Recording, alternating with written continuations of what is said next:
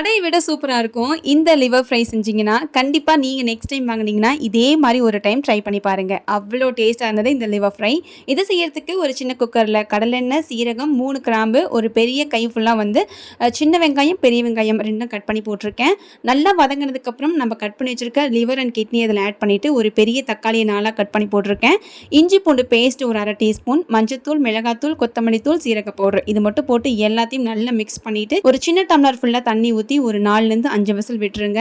இது நல்லா வெந்துடும். ரொம்ப விசில் விட்டீங்கன்னா, ரொம்ப வந்து ஒரு மாதிரி கட்டியாயிடும். அதனால ஒரு 4 டூ 5 விசில் விட்டுட்டு, இப்போ இன்னொரு பாத்திரத்துக்கு இத ட்ரான்ஸ்ஃபர் பண்ணிட்டு, இந்த தண்ணி எல்லாமே நல்லா சுண்டுற வரைக்கும் நல்லா பெரட்டி விட்டுக்கோங்க. ஸோ இந்த அளவுக்கு தண்ணி சுண்டுனதுக்கு அப்புறம், இது கூட கொஞ்சமா கொத்தமல்லி அண்ட் கரி லீஃப் இதில ஆட் பண்ணி எல்லாத்தையும் மிக்ஸ் குடுத்துட்டு, இப்போ வந்து ஒரு 1 1/2 டீஸ்பூன் அளவுக்கு மிளகுத்தூள் ஆட் பண்ணி, இப்போ நல்லா பெரட்டிட்டு, நல்லா சுட சுட உள்ள சாதத்து கூட பெரட்டி சாப்பிட்டு பாருங்க.